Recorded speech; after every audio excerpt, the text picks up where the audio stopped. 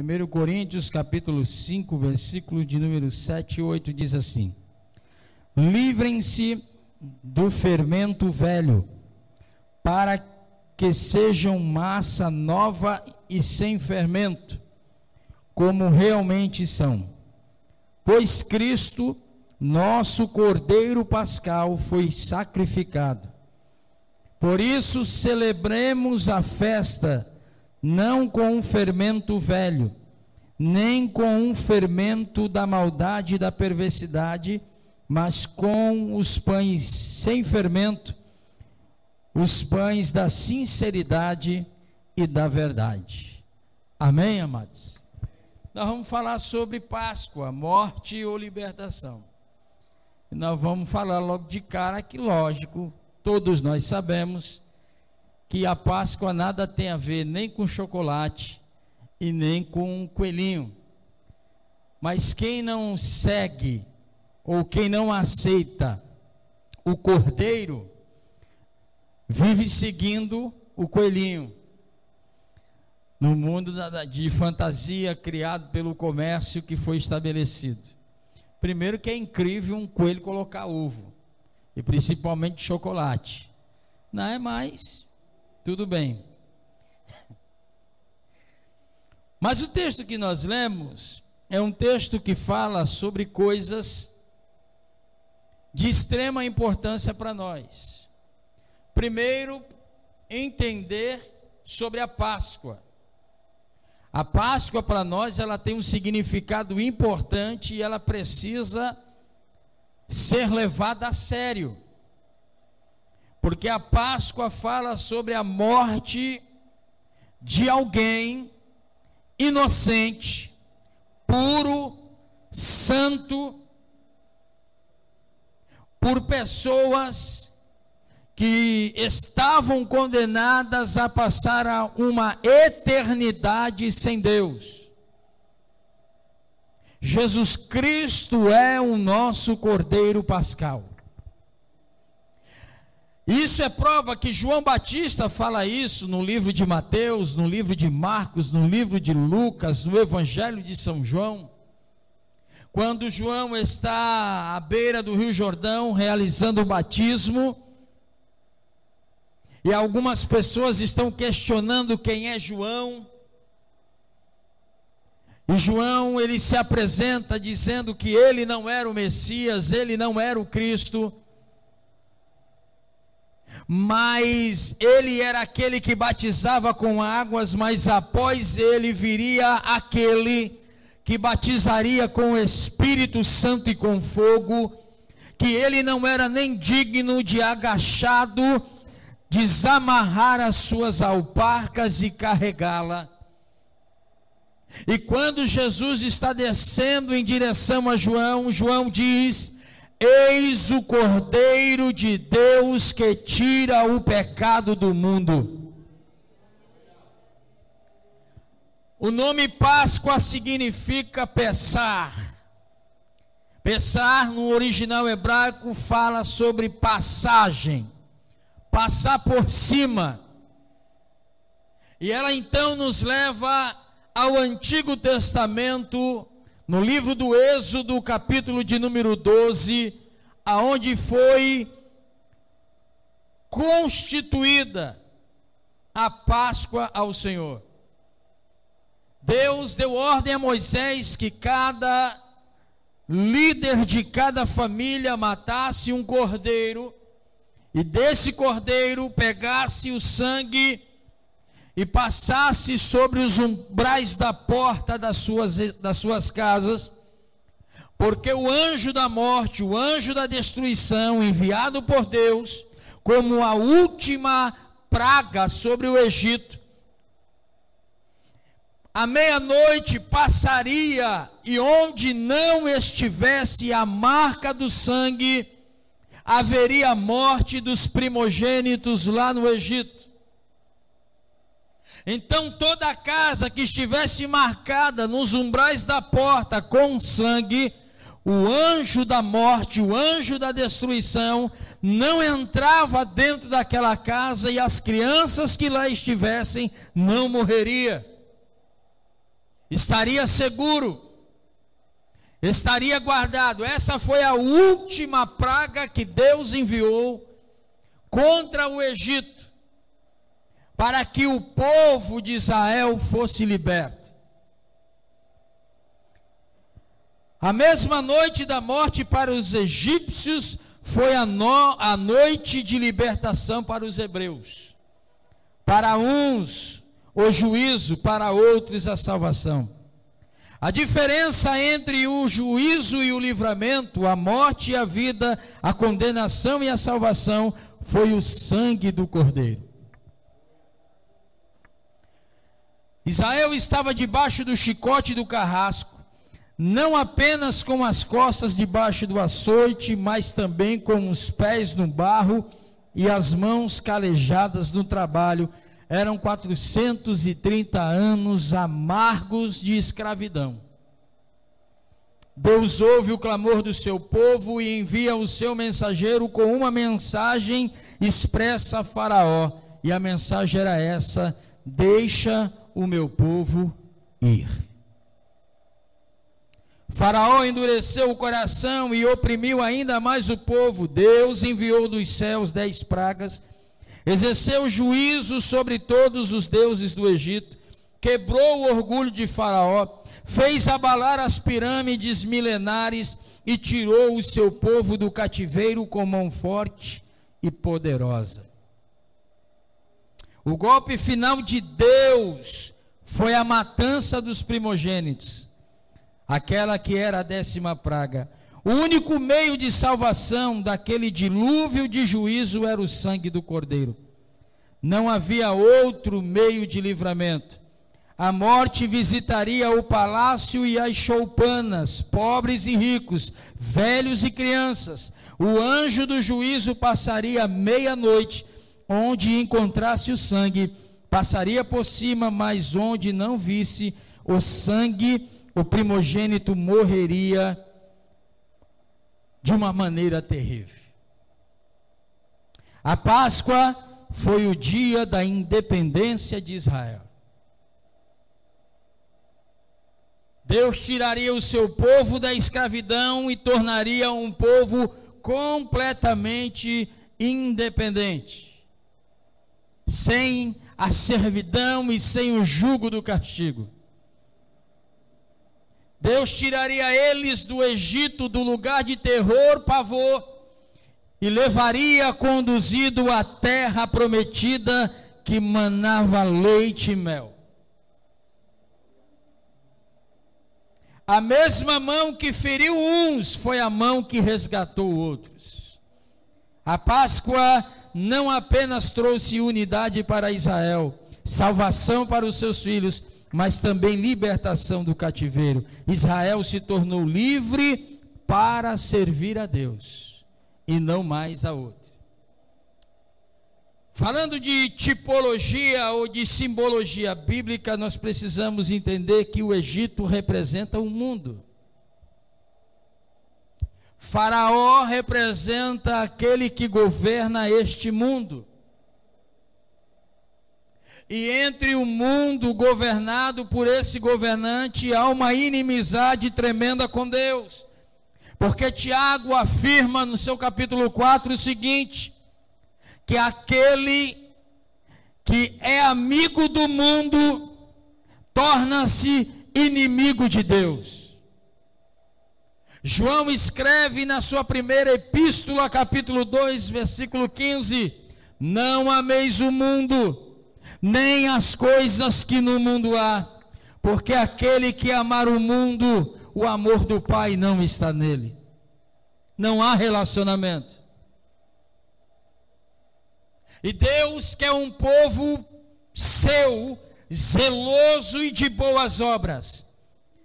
Deus quer um povo que carregue nele o DNA de Deus.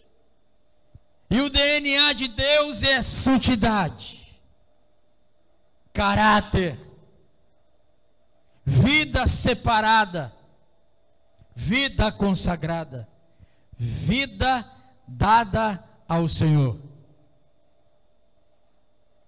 Qual é a mensagem da Páscoa? A Páscoa marca um novo começo para o povo de Deus. Percebam que todos nós andávamos no Egito, no mundo, praticávamos tudo o que o mundo nos oferecia. Vivíamos separados de Deus. Vivíamos, como diz na gíria de hoje, da forma em que dava na telha. A gente achava que ser livre era poder estar em lugares profanos, fazendo coisas profanas, praticando coisas profanas, bebendo, fumando, usando droga, dançando, prostituindo-se e realizando tantos outros atos que o mundo nos oferecia. Mas interessante que Deus decidiu tirar para si deste Egito um povo seu, um povo para ele, um povo que carregaria o DNA de Deus, um povo que viveria no mundo, mas não seria do mundo. Entre estar e pertencer há uma diferença muito grande. Nós estamos, mas graças a Deus já não pertencemos mais. Pedro diz que agora nós somos forasteiros, peregrinos, estamos de passagem por aqui, e essa passagem tem um caminho direcionado pelo próprio Deus, a nossa Canaã celestial, a cidade santa, a morada que já está pronta, preparada para cada um de nós. Você pode dar glória a Deus por isso? Então a Páscoa representa um novo recomeço para a nossa vida. Assim como Israel, nós também estávamos sendo escravizados pelo pecado, pelo sistema pecaminoso desse mundo. E Deus decidiu dar um recomeço para cada um de nós. Amém? Então ele morre na cruz para nos dar o direito de sermos chamados filhos de Deus e sairmos do sistema pecaminoso do mundo para vivermos de conformidade ao que Deus quer, do jeito que Ele planejou. Um novo calendário e uma nova vida. É interessante nós também colocarmos aqui que os judeus, ao contrário de nós, eles não têm o mês de janeiro como primeiro mês. Para o judeu, o primeiro mês do ano é abril. É abril. Você pode estudar conversar com qualquer judeu, pergunte para ele qual é o primeiro mês do ano, ele vai dizer o mês de abril. Porque o próprio Deus exigiu que este mês fosse o primeiro mês do ano para eles. Abra lá, Êxodo capítulo 12. Êxodo capítulo de número 12.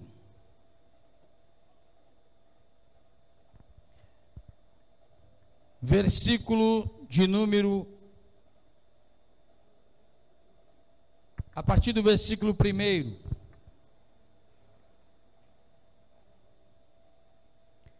O Senhor disse a Moisés e Arão no Egito: este deverá ser o primeiro mês do ano para vocês.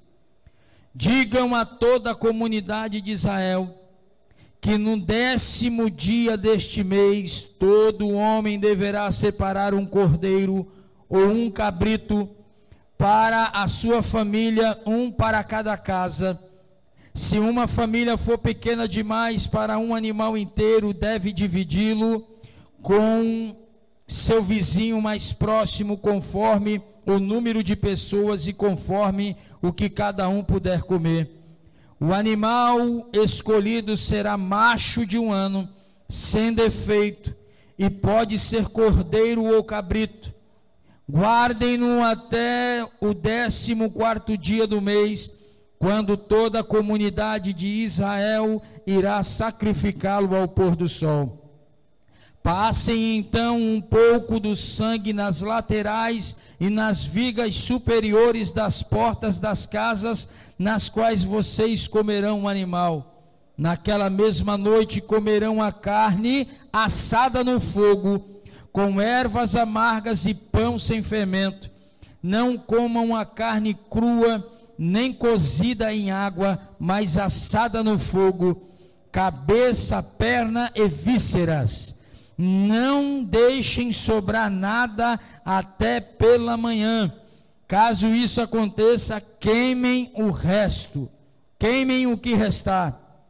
Ao comerem, estejam prontos para sair, cinto no lugar, sandália nos pés e cajado na mão. Comam apressadamente. Esta é a Páscoa do Senhor. Então, um mês que os judeus comemoram como o primeiro mês do ano para eles, no calendário deles, é o mês de abril. Nós aqui é o mês de janeiro, até porque o nosso calendário, ele foi modificado, nosso calendário foi modificado por gregoriano. Então, nosso calendário é gregoriano, é da Igreja Católica Apostólica Romana. Por isso que existe tanto feriado, tanto dia de santo e tanto dia de não sei o quê. E isso porque o nosso país é um país laico. Mas quem governa, na verdade, essas demandas de datas é a Igreja Católica Apostólica Romana. O nosso país, ele é tão laico que no dia 12 de outubro o país comemora o dia da padroeira dele. De tão laico que o país é. Mas seguindo em frente, a Páscoa era o começo de uma nova vida para o povo de Deus. A partir dali deixaram de ser escravos do Egito para serem peregrinos na direção da terra prometida. A Páscoa era o memorial que ali cessava a escravidão e começava uma nova vida livre. A Páscoa revela, irmãos, o projeto de Deus na redenção da família. A família está no centro do projeto de Deus. Perceba que lá ele pediu para que cada casa, em cada família, fosse morto um animal, que comessem o animal, mas o sangue passasse nos umbrais da porta, e onde o anjo do juízo de Deus passasse, naquela casa não haveria morte. A Páscoa, ela mostra também que Deus salva o seu povo através do cordeiro que foi morto. Não há salvação fora de Jesus, irmãos. Não há salvação fora de Cristo. Salvação não vem de Maria, salvação não vem de Buda, salvação não vem de Confúcio, salvação não vem do Papa. Salvação vem de Jesus Cristo, nosso Senhor. Daí então a importância de nós valorizarmos o sacrifício de Cristo na cruz. E o texto que nós lemos lá em 1 Coríntios capítulo 5, versículo 7, diz que é para nós livrarmos do que? Do fermento velho. E o que quer dizer isso? Da velha natureza que nós habitava. Paulo escreve a uma igreja que está completamente desviada. espiritual e doutrinariamente. Pense numa igreja bagunçada, era a igreja de Coríntios. Se nós lermos o capítulo 1, Paulo começa a pontuar os erros dessa igreja. Paulo fala que lá há dissensões. Paulo diz que lá há facções. Paulo diz que lá há inveja.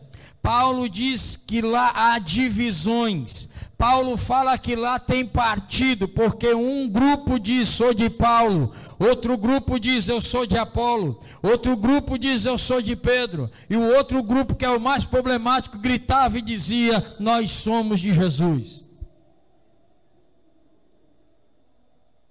Paulo fala sobre, nessa igreja havia disputas sobre dons espirituais. Eles alegavam que quem falava em línguas estranhas era mais espiritual de quem profetizava, ou de quem tinha outro dom. Paulo, ele teve um trabalho tremendo para colocar essa igreja na linha. Paulo também acusa essa igreja de imoralidade. A tia querendo manter relações sexuais com o sobrinho. Então Paulo, ele está aqui, irmão, falando de coisas sérias. E ele está dizendo para aquela igreja, vocês não podem comemorar, celebrar a festa da Páscoa, ainda com a velha natureza em vocês. Vocês não podem fazer isso de qualquer jeito, de qualquer maneira. Vocês não podem se apresentar diante de Deus de qualquer jeito e de qualquer maneira. Vocês não podem ser igreja de qualquer jeito e de qualquer maneira. Livrem-se da velha natureza. A morte de Cristo na cruz do Calvário trouxe exigências para nós. Alguém grita e diz, a mensagem de Cristo é uma mensagem de amor. Deus é amor e não é ira. E eu digo amém. Porém, preciso lhe dizer que esse amor exige de nós 3 coisas fundamentais. E esse amor exige arrependimento. Esse amor exige conversão. E esse amor exige renúncia. Sem arrependimento não há comunhão. Sem conversão não há relacionamento. E sem renúncia não há intimidade. E Jesus não morreu na cruz como o Cordeiro Pascual para a gente continuar ainda vivendo a mesma vida de antes.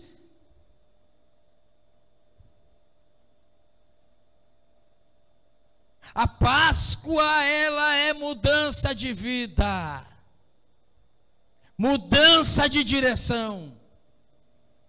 É uma passagem. Nós estamos passando da condenação da morte eterna para a vida eterna. Você pode glorificar a Deus por isso?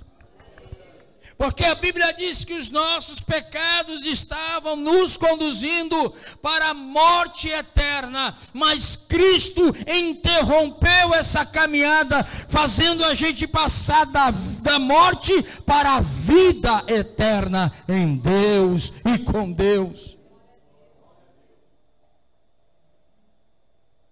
A morte de Cristo, a morte do Cordeiro Pascual, ela é superior aos sacrifícios que Israel, junto com Moisés e Arão, realizavam. Lá eles matavam animais, comiam da carne, o que não conseguiam comer queimavam, e o sangue era passado nos umbrais da porta. Este sacrifício foi interrompido uma única vez, para nunca mais. Nós não precisamos mais de cabrito, nós não precisamos mais do novilho, nós não precisamos mais do cordeiro. Cristo já morreu na cruz.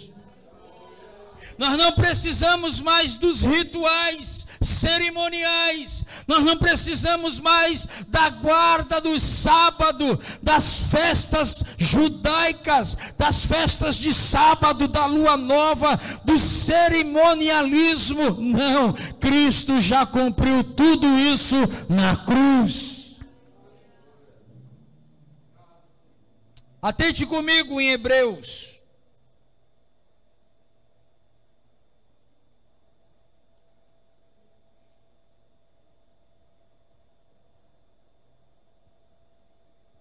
Hebreus capítulo de número 10.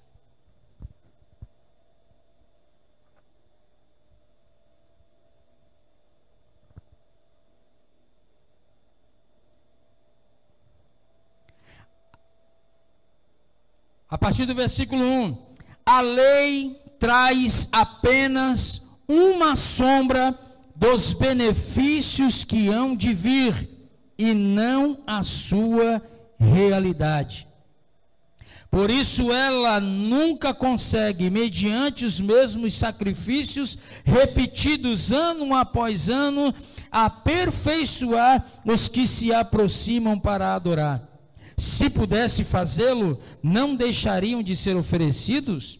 Pois os adoradores têm sido purificados uma vez por todas, não mais se sentirem culpados de seus pecados. Contudo, esses sacrifícios são uma recordação anual dos pecados, pois é impossível que o sangue de touro e bodes tire pecados.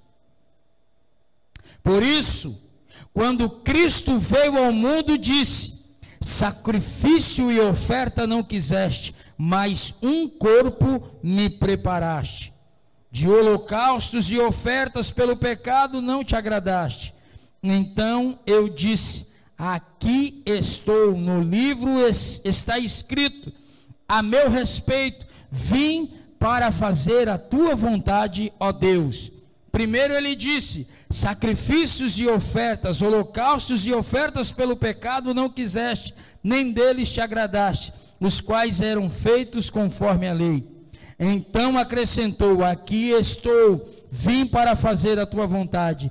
Ele cancela o primeiro para estabelecer o segundo. Ou seja, o que lá era obrigação por conta da lei, nós debaixo da graça não precisamos mais matar animal algum, porque Cristo na cruz já botou ponto final, colocou ponto final nestes sacrifícios inúteis.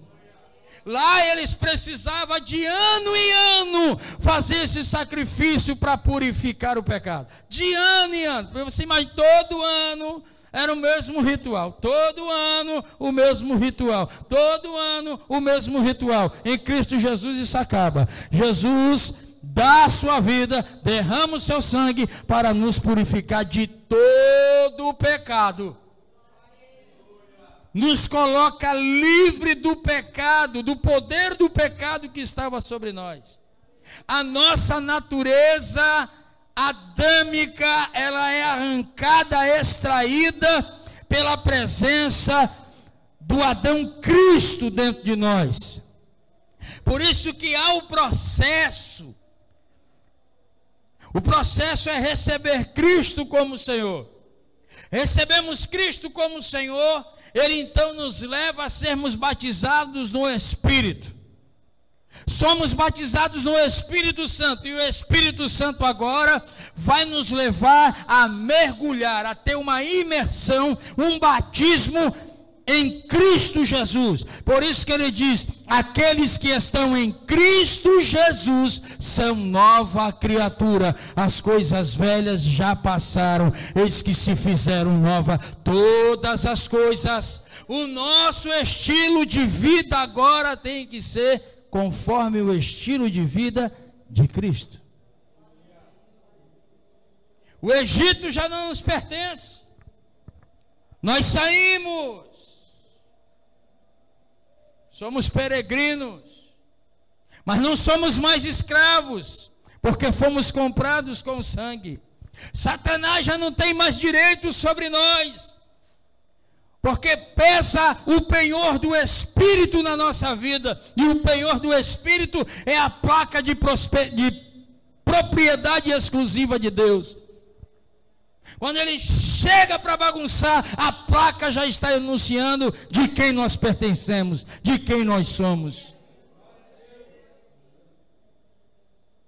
O Cordeiro Pascal Jesus Cristo, ele pagou a dívida que estava, a cédula que estava na mão do maligno, foi tirada. Ele resgatou essa cédula, ele rasgou essa dívida, pagou a conta e disse: agora vós sois meus.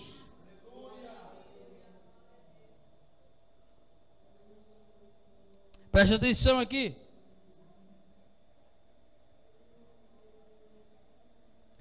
Olhe comigo aí, Hebreus capítulo de número 9, a partir do versículo 11. Olha que poder extraordinário este sacrifício de Cristo tem. Hebreus 9, versículo 11. Quando Cristo veio como sumo sacerdote dos benefícios agora presentes, ele adentrou o maior e mais perfeito tabernáculo, não feito pelo homem, isto é, não pertencente a esta criação, não por meio de sangue de bodes e novilhos, mas pelo seu próprio sangue. Ele entrou no lugar santíssimo de uma vez por todas e obteve eterna redenção. Ora, se o sangue de bodes e touros e as cinzas de uma novilha espalhadas sobre os que estão cerimonialmente impuros os santificam, de forma que se tornam exteriormente puros, quanto mais o sangue de Cristo, que pelo Espírito eterno se ofereceu de forma imaculada a Deus, purificará a nossa consciência de atos que levam à morte, para que sirvamos ao Deus vivo. Por essa razão, Cristo é o mediador de uma nova aliança para os que são chamados. Para os que são chamados, recebam a promessa da herança eterna, visto que ele morreu como resgate pelas transgressões cometidas sobre a primeira aliança. No caso de um testamento, é necessário que se comprove a morte daquele que o fez, pois um testamento só é válido no caso de morte, uma vez que nunca vigora enquanto está vivo quem o fez. Por isso, nem a primeira aliança foi sancionada sem sangue.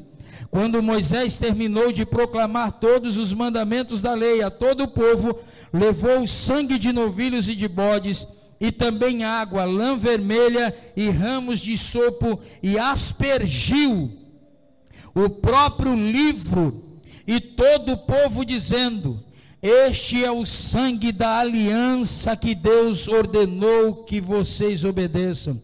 Da mesma forma aspergiu com o sangue o tabernáculo e todos os utensílios das suas cerimônias. De fato, segundo a lei, quase todas as coisas são purificadas com sangue, e sem derramamento de sangue não há perdão. Portanto, era necessário que as cópias das coisas que estão nos céus fossem purificadas com esses sacrifícios, mas as próprias coisas celestiais com sacrifícios superiores. Pois Cristo não entrou em santuário feito por mãos, por homens, uma simples representação do verdadeiro. Ele entrou nos céus para agora se apresentar diante de Deus em nosso favor. não porém para se oferecer repetidas vezes, à semelhança do sumo sacerdote, que entra no lugar santíssimo todos os anos, com sangue alheio. Se assim fosse, Cristo precisaria sofrer muitas vezes, desde o começo do mundo, mas agora, ele apareceu uma vez, por todas no fim dos tempos, para aniquilar o pecado mediante o sacrifício de si mesmo. Da mesma forma, como o homem está destinado a morrer uma só vez, e depois disso enfrentar o juízo, assim também Cristo foi oferecido em sacrifício uma única vez, para tirar os pecados de muitos, e aparecer segunda vez, não para tirar o pecado, mas para trazer salvação aos que o aguardam.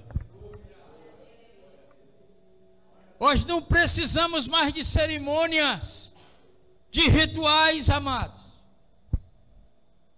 Cristo já fez isso por nós. A pergunta é: o que é que estamos fazendo disso e com isso? Qual é o nível da importância deste sacrifício para cada um de nós?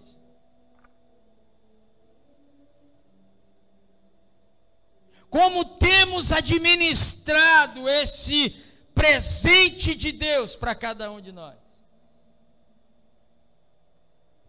Como que nós olhamos Cristo? Como nós olhamos para nós mesmos hoje? Como que temos tratado este sacrifício vicário do Senhor Jesus? Irmão, perceba, nós lemos lá em Êxodo, que este cordeiro tinha que ser de um ano imaculado, sem mancha, ele não poderia ter defeito nenhum. O nosso cordeiro pascual, Jesus, era sem defeito. Primeiro porque ele não conheceu o pecado, como diz 2 Coríntios 5:21. Segundo porque ele não cometeu pecado, nem dolo algum se achou na sua boca, 1 Pedro capítulo 2, versículo 22. Terceiro, ele se manifestou para tirar os pecados, e nele não existe pecado. Perceba isso, ele é santo e decidiu morrer pelos impuros. Ele é inocente e veio para morrer pelos culpados. Sobre ele não pesa castigo, juízo e sentença nenhuma, mas ele decidiu morrer por aqueles que já estavam condenados a uma eternidade sem Deus.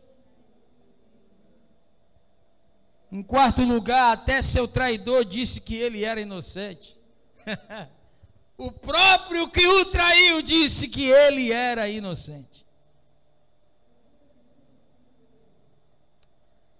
Não é a vida do cordeiro que salva, não é o exemplo do cordeiro que redime, não é a presença do cordeiro na família que livra da morte. O cordeiro tinha que ser morto. É a morte de Cristo que nos trouxe salvação. Sem derramamento de sangue não há remissão de pecados. Não há, irmão. Não há. Nós não precisamos mais nos juntar todos os anos para a cerimônia. Ele já fez isso por nós. Cabe a nós vivermos num estilo de vida que o Senhor ordenou que nós viéssemos viver. Celebrar a festa sem ter em nós o velho fermento, a velha natureza dentro de nós.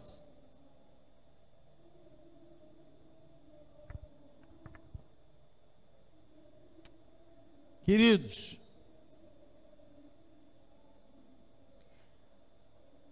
nós precisamos reaver tudo na nossa vida. Nós precisamos reaver tudo o que estamos fazendo, nosso comportamento, os nossos pensamentos, as nossas ações, as nossas atitudes. Porque Ele não morreu para nós vivermos de qualquer maneira, ou vivermos como a gente acha que temos que viver, à mercê de nós mesmos. Não se esqueça da mensagem que foi pregada na semana passada, aonde o texto dizia que Cristo morreu por todos, para que todos que hoje vivem não vivam mais para si mesmos, mas que vivam para aquele que morreu. A expressão mais clara disso é o que Paulo diz: já não sou eu mais que vivo, mas é Cristo que vive em mim. E se nós, neste viver em Cristo, temos cometido algumas coisas, é momento de nós pararmos, refletirmos e buscar em Deus perdão, graça e misericórdia. Porque senão estaremos cuspindo na cruz e pisoteando o sangue que foi derramado por nós. O cordeiro tinha que ser assado no fogo.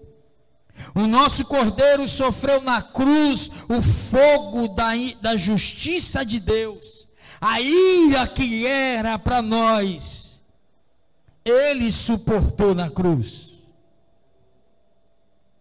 a ponto de Ele sentir-se sozinho, e exclamando o Salmo 22, Eloi, Eloi, lama sabachthani, que quer dizer, Deus meu, por que me desamparaste? Cristo foi ferido e moído na cruz. Ervas amargas falam do sofrimento que deixaram no Egito e das provas que teriam pela frente. Por isso que era exigido que comessem um cordeiro com ervas amargas, para que eles nunca se esquecessem de onde Deus estaria tirando eles. Era para lembrar dos sofrimentos, das dores, do tempo de escravidão que eles viviam, para que eles nunca mais retornassem para lá novamente. Você já percebeu que às vezes acontece coisas na nossa vida que não é para nossa morte, não é para nossa derrota, não é para nossa vergonha, é só para lembrar direito de onde Ele nos tirou?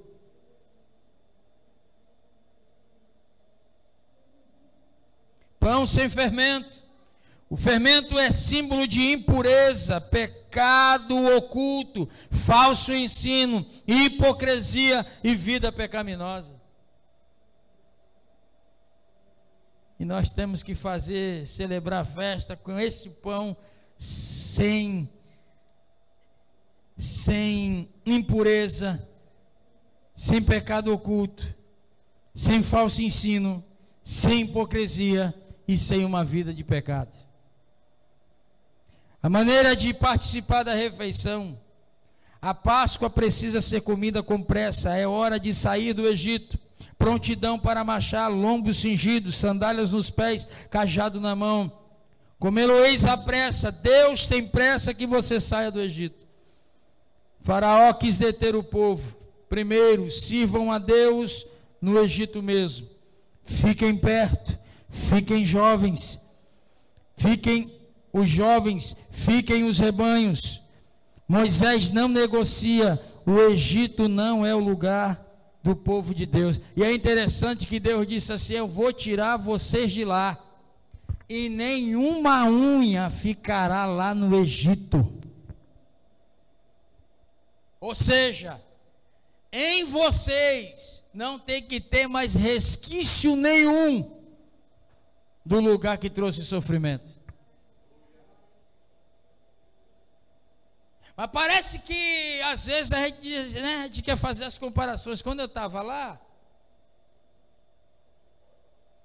quando eu não servia a Cristo, quando eu servia a Deus, as coisas para mim eram mais fáceis, né? Olha as comparações absurdas. Olha que coisa louca. Agora que eu vim para Jesus, tudo ficou difícil, tudo ficou apertado. Irmão, vou falar uma coisa para você. O caminho da salvação é apertado, a porta é estreita, larga é o caminho que leva para a perdição. O que você perde aqui, você ganha lá. O que você sofre aqui, receberá alívio de Deus lá. O que você chora aqui, terá as lágrimas enxugadas por Ele lá. Aleluia. O que você não conseguir aqui, pode ter certeza que já tem algo muito melhor lá. Mas a nossa caminhada não é aqui. O nosso coração não tem que estar aqui. O nosso coração tem que estar marchando rumo ao céu de glória. O que é interessante, o Cordeiro da Páscoa é o Cordeiro vivo. A Páscoa é um memorial a ser perpetuado a fim de que as novas gerações conheçam a salvação de Deus. A Páscoa que celebramos é a Páscoa do Senhor. Cristo morreu para livrar um povo das garras de Satanás, do sistema pecaminoso do mundo, e tornar essas pessoas povo de propriedade exclusiva de Deus. Portanto, nós precisamos observar, irmãos, o que é que temos feito com este sacrifício de Cristo Jesus. Versículo 8 do capítulo 5 de 1 Coríntios diz o seguinte: por isso celebremos a festa, não com um fermento velho, nem com o fermento da maldade e da perversidade, mas com os pães sem fermento, os pães da sinceridade e da verdade. Termino essa mensagem de hoje convidando você a ler Hebreus capítulo de número 2, do versículo 1 ao versículo de número 4.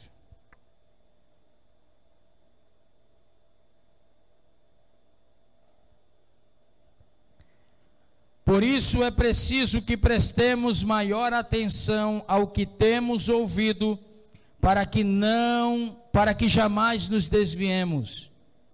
Porque se a mensagem transmitida por anjos provou a sua firmeza, e toda transgressão e desobediência recebeu a devida punição, como escaparemos se negligenciarmos tão grande salvação? Esta salvação, primeiramente anunciada pelo Senhor, foi-nos confirmada pelos que a ouviram. Deus também deu testemunho dela por meio de sinais, maravilhas, diversos milagres e dons do Espírito Santo, distribuídos de acordo com a sua vontade. Mas o texto que eu quero que você guarde no seu coração é o versículo de número 3.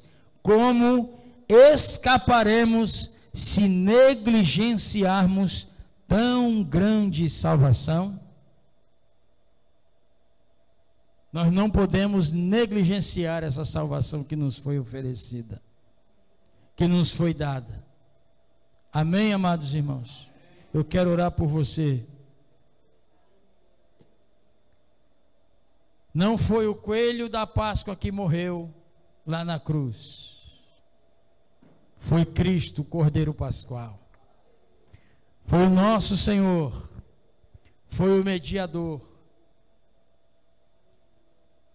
Foi aquele que derrubou o muro da separação.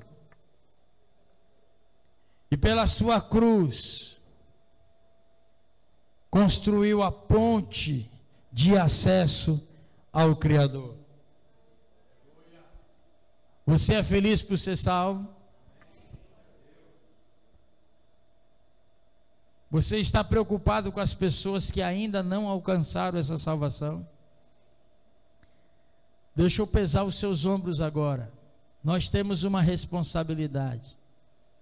Nós fomos salvos para uma missão. Repita após mim. Eu fui salvo para uma missão. E a missão é essa: ir,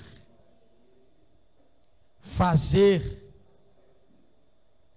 batizar e ensinar. Essa tarefa não é exclusiva do pastor. Essa tarefa é exclusiva da igreja, de todos nós. Hoje tem líder que está ficando endemoniado quando eu digo o seguinte: ei, quem disse que batizar é tarefa de pastor?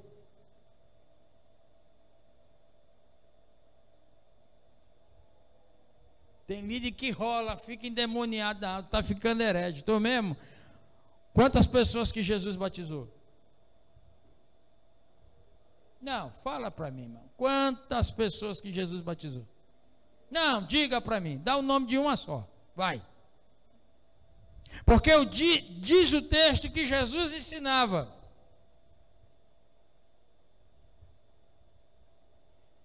E chegaram a criticar Jesus, porque disseram que Jesus estava fazendo mais discípulos do que João. E interessante que Jesus só ensinava, mas quem batizava, quem realizava o batismo, eram os próprios discípulos. Aí o cara diz: não, o negócio aí tem que ser pastor, tem que ser o apóstolo, o bispo, o presbítero. Aí os cabos endoidam, fica tudo demoniado. Não, mas, meu irmão, tu quer cortar o que está escrito na Bíblia? Dá um nome para mim de quantas pessoas que Paulo batizou. E Paulo ainda disse o seguinte: eu não fui chamado para batizar ninguém. Eu fui chamado para pregar o evangelho. Paulo pregava, Paulo ensinava, e os outros que iam lá e batizava. Há uma coisa terrível hoje, irmão, por causa de título.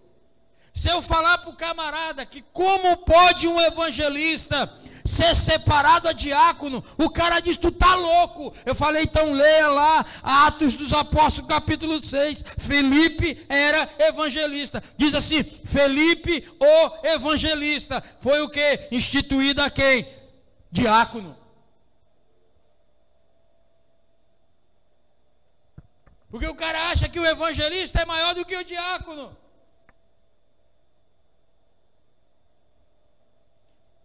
Os oficiais da igreja são pastores, presbíteros e diáconos. Ué, e os outros? Apóstolo, profeta, evangelista e mestre, são ministérios na igreja. Oficiais,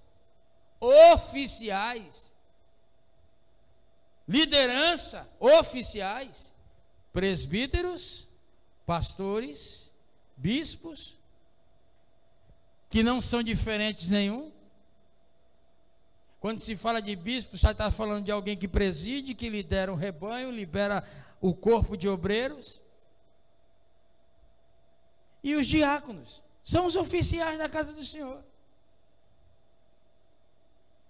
Quem é o evangelista, irmão? O evangelista é aquele que está lá no campo, evangelizando, pregando o evangelho e trazendo os que ele consegue para onde? Para dentro do aprisco, entrega na mão do pastor, para o pastor arrebanhar, para o pastor cuidar, para o pastor liderar, para o pastor cuidar. Está uma bagunça infernal esse negócio. E a gente precisa continuar seguindo, irmão. Está vendo essas cadeiras vazias? Se preocupa não. Põe a mão nelas aí. E profetiza. Eu vou trazer alguém para sentar aí. Vai, não, profetiza com fé.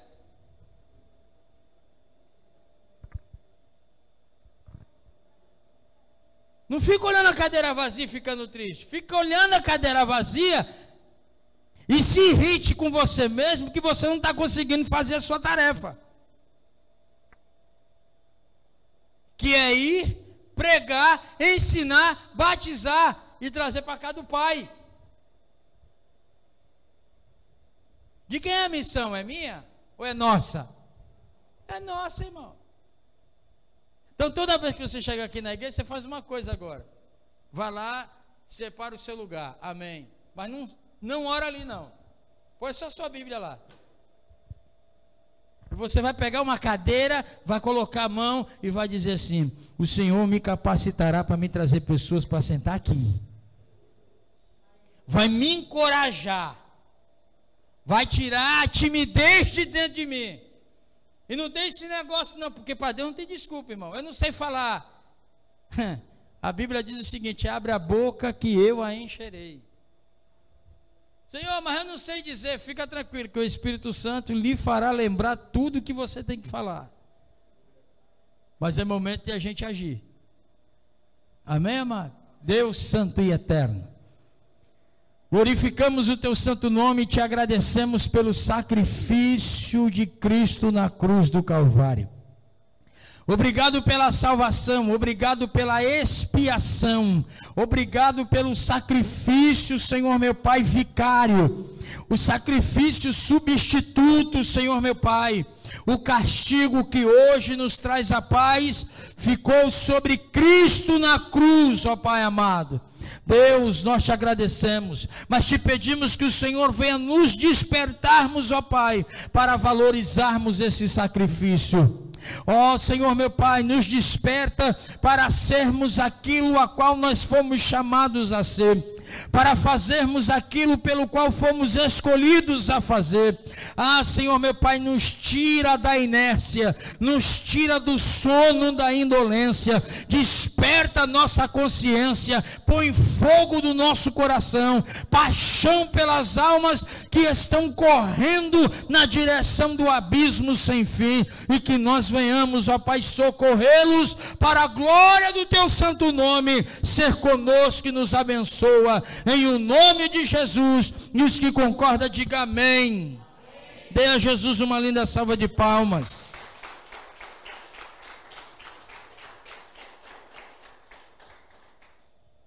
Amém, meus amados.